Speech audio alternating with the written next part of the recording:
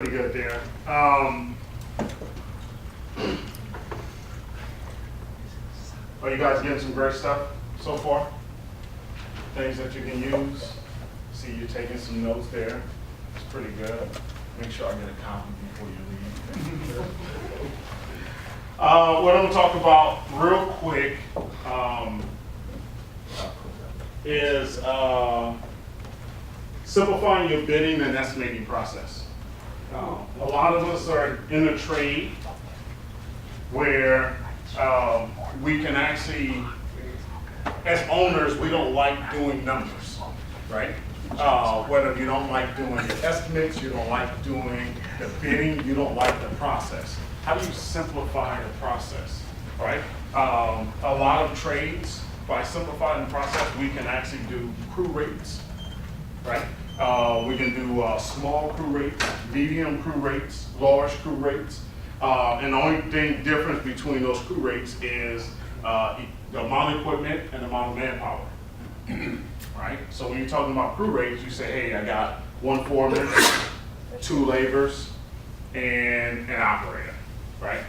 You build those rates to make things a lot easier when you're bidding on projects, right? If your market can handle the crew rates, right? Not every, like when if you're doing, let's say, grading, right? Crew rates may not work for you because you're moving dirt. It's about cubic footage, right? So square footage and cubic footage may work for you and not the crew rates, okay? So, or you can do hourly rates, right? Now, hourly rates deal with more manpower, right? When you're doing hourly rates, you do 2 hours, 4 hours, 6 hours, 8 hours, strictly manpower. Any questions? I kind of jumped past that first one before I asked. I seen someone in the back. No. So anytime we're talking about crew hour rates, we're talking about manpower, right? We're talking about just actual manpower, the foreman, the labor only, no equipment, no anything, right? So you plug those rates in and you build up as you need it. So you may need 2-man, 4-man, 6-man, 10-man crew. So you have those rates already in place. So when you get the job, bidding becomes a lot easier, right? And then we also have square footage rates, right? Now square footage rates can get a little bit complicated. I was doing a project for, I bid on a job with SoCal Gas.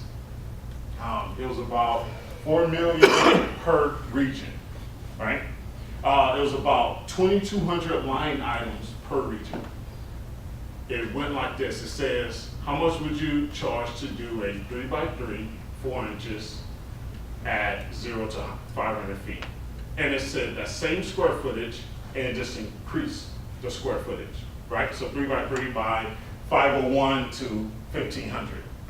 3x3 by 501 by, it just continued to go up, right? So it's just, I had to figure out how much would it cost to do more square footage, right? And more square footage, and more square footage. So one of the things we did was, let's say that if you have rates where you're doing 0 to 500, right?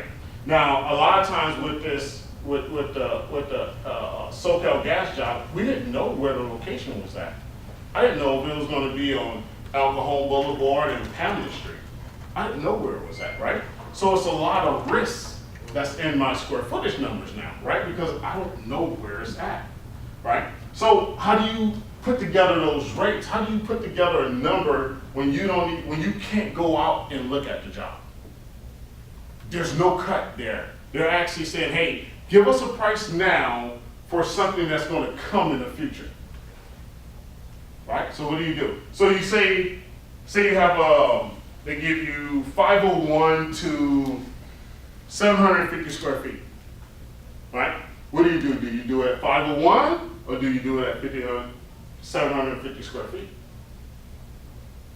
What I did was I did 501 plus 750 divided by 2, so I took it in half, right? And that covered me once I figured out how much would it cost me to do that square footage, which is 625.50, right? 625 and a half feet. square feet, right? How much would it cost me to actually do that square footage? And then that covered me for the 501 to 750 square feet. Does that make sense? Right? So let me give you another example. So let's say the next square footage was 751 to 1,000, right? 751 to 1,000, I plus the 751 plus the 1,000, divided in half, and I got 875.50. So I said, hey, for that amount of square footage there, my sweet spot is 875.50. Okay? Now, as far as what you load into that price, it all depends on what type of work you're doing, right? At the time I was doing asphalt, so I had to load in, maximum amount of traffic control, as if I was on a major street, because I don't know where it's going to be at, right? And then I had to load in equipment, heavy equipment, right? And a lot of it was dealing with a lot of risk, But if you was to put together a square footage rate, so let's say like you do flooring, then you put together your square footage rate so you can do your numbers a lot quicker, okay? As owners, we don't like doing numbers. Not a lot of us, I'll tell you that. It's a pain in the tail sometimes, So break it down, and then when you break it down into square footage, you have to jump down to the next square footage. You can't just say, hey, 0 to 500, and then I'll use that if I have 3,000 square foot. Okay, you have to break up into increments. You have to break up into 501 to 700, 1,000 to 2,000. Okay, you can't just use that 500. You can't just use that 1,000 square footage for any job that comes across your pipeline. Okay, so you need to break it down into whatever fits into your market. Hourly, square footage rates, or crew rates. Any questions in regards to that? No. Hope you guys make a lot of money. All right, so I'm gonna bring Troy. Troy's from Paychecks, and he's gonna talk a little bit about payroll. Let's bring Troy up.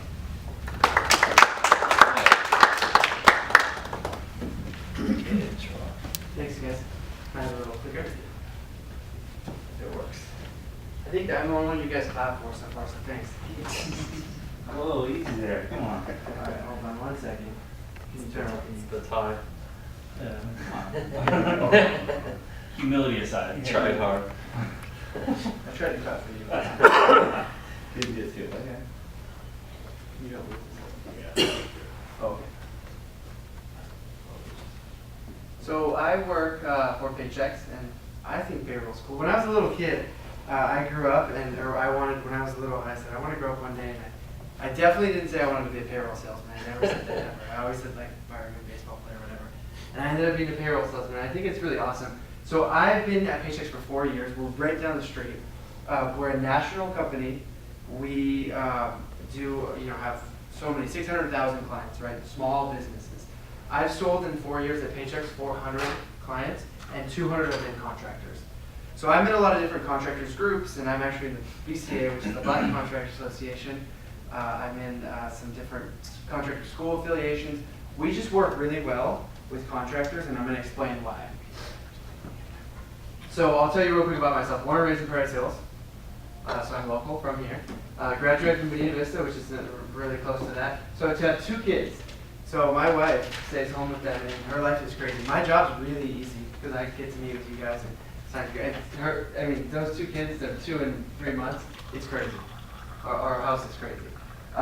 Fresno State grad, so I went to Fresno State. I'm a big sports fan. I am a big Padres fan, and I'm also a big Chargers fan, but now they left, so I'm really sad. We're all really sad.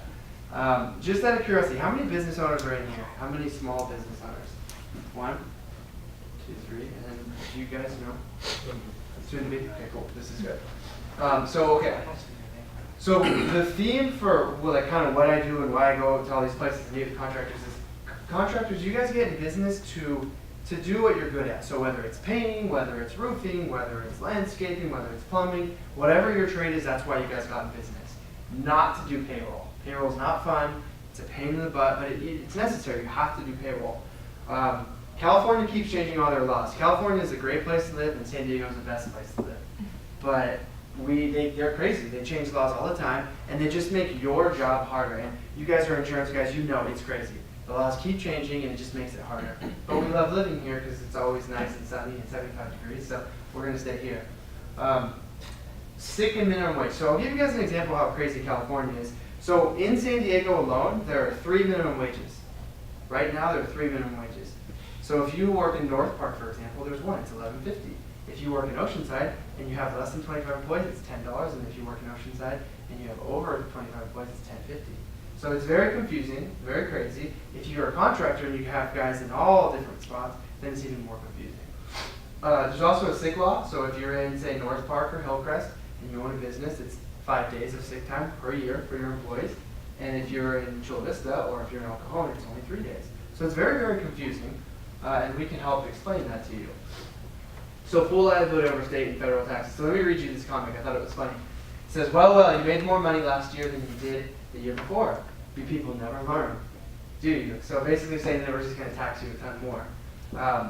So Paychecks is a one-stop shop. So when you guys sign up with us, again, you guys got in business to do what you're good at, not to do payroll. When you use Paychecks, everything federal, state, we do, we take full liability, and you worry about nothing. If you get a late letter, Paychecks pays for it. It's done. It's on us. Okay? People always ask me, so if I'm an employer and I have one employee, how much do I pay in taxes? How does that all add up? It's really simple. Employer taxes are 12%. Okay? Very simple. Workers' comp's another percentage as well, and we'll talk about that. But 12%. So if you hired me and I was your employee, and you paid me $1,000 a week to work for you, $120 extra goes to the taxes, federal and state. And it's like a breakdown.